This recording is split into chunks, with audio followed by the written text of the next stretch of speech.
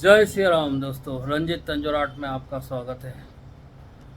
और ये बताते हुए मुझे खुशी हो रही है कि 85 वीडियो में अपलोड कर चुका हूँ। 85 स्केच हो चुके और ये 86वां स्केच है।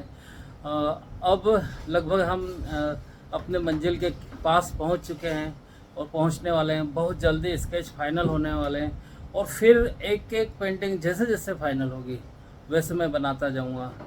तो दोस्तों ये मैंने क्यों बनी, ये मैं बताना चाहता हूँ।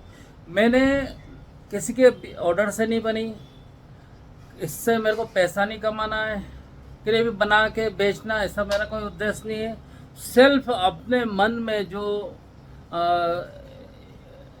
जो संकल्प आया है वो हनुमान जी की प्रेरणा से आया है।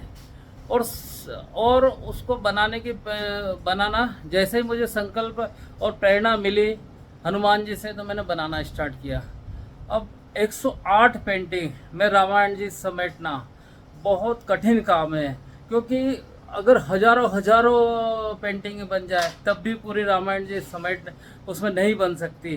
पर मेरा एक छोटा सा प्रयास है 108 पेंटिंग का, कि जैसे एक एक माला के मोती हम पिरोते हैं, और एक जैसे तुलसी की माला है, रुद्राक्ष की माला है, तो 108 जब माला 108 मनके की माला जब बनती है तो वो एक पूर्ण माला बनती है।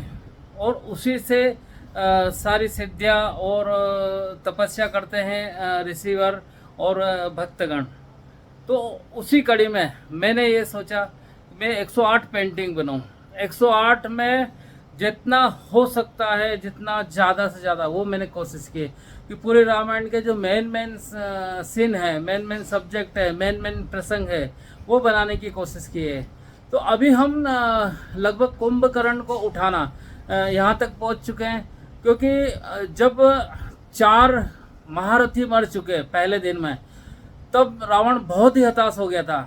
और माल्यवान जी जो उनके नाना जी है, तो उन्होंने बोला कि भाई तुम अपने भाई कुंभकर्ण को उठाओ, उसकी शक्ति तुम जानते ही हो, हजारों हाथियों का उसमें बल था, और अगर वो सिर्फ चाहे तो अकेला ही पूरी सेना को खत्म कर देगा। तो तब रावण को एक आशा का संचार हुआ, नहीं तो वो निराश हो चुका था कि हम लंका युद्ध हार जाएंगे, शत्रु बहुत बलवान है, और इस तरह से रावण शोक मग्न था। तो माल्यवान जी ने उसके जो दुखी था उसके दुख को दूर करने का प्रयास किया है। तो किसी तरह से कुंभकर्ण को उठाया गया, बहुत गाजे बाजे और चाहे जितना शोर करके, किसी ने भाले से भी लगाया है, और किसी तरह येन केन प्रकार से कुंभकर्ण को उठाया। और कुंभकर्ण को उठा के, और रावण ने बताया कि भाई इस तरह से मैं सीता को हर के लाया था, हमारी बहन है शूर्पणखा, उसका नाक काट दिया था। तब कुंभकर्ण रावण को बहुत समझाता है कि तुमने जगत जननी को उठा लिया है और ये तुमने अच्छा नहीं किया, और बहुत खरी खोटी सुनाता है। तो रावण बोलता है कि इसका मतलब आप तुम मेरा साथ नहीं देगा। तब कुंभकर्ण बोलता है कि ये तो मेरा एक ज्ञान के हिसाब से तुझे समझाया, पर एक भाई होने के नाते भले जान भी चली जाए पर मैं तेरा साथ दूंगा। और एक ही बात बोलता हूँ कि मैं युद्ध में तो जा रहा हूँ, पर अगर मेरी मृत्यु हो जाए तो ये समझ लेना कि कोई नहीं हरा सकता, और तू जाके उनकी शरण में चला जाना। इस तरह से रावण को बोल के वो अपने युद्ध में चले जाते हैं। तो ये युद्ध का सीन है, ये मैंने बनाया, कुंभकर्ण किस तरह से युद्ध में आके लड़ाई करता है। तो कुंभकर्ण है विशाल काय, और कितने ही सैनिक को तो उसने हाथ वानर सैनिकों को मुट्ठी में ले रखा है, उनको डायरेक्ट ही डकार गया है, वो मुंह में डाल के डायरेक्ट अंदर बिना चबाए डकार गया। इतना मतलब शक्तिशाली था, यहाँ तक कि हनुमान जी से भी लोहा ले आया उसने। हनुमान जी और कुंभकर्ण का भी युद्ध हुआ है।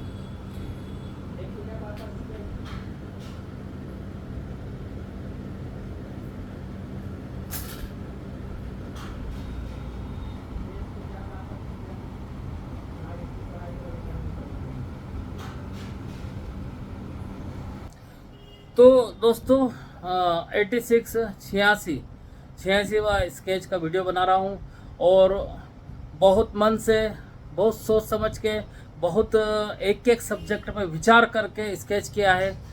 और वो आप लोगों को कैसा लग रहा है अपने कमेंट से ज़रूर दीजिए, मुझे अपने सुझाव दीजिए। और अगर आप मेरे चैनल पर नए हैं और अभी तक सब्सक्राइब नहीं किया हो तो सब्सक्राइब करें, लाइक करें, बेल आइकन को ज़रूर दबाएं। और अगर आपको कोई पेंटिंग बनवानी हो किसी भी तरह से, कोई भी साइज़ की, जैसे छोटे मंदिर के पेंटिंग हुई या बड़ी से बड़ी पेंटिंग हुई, हर तरह की पेंटिंग मैं बनाता हूँ। और मेरा कॉन्टैक्ट नंबर है 9313322431। जय हिंद दोस्तों, मिलते हैं हम अगले वीडियो में, अगले स्केच के वीडियो में। जय भारत, हिंदू राष्ट्र, जय सनातन धर्म, जय हिंद।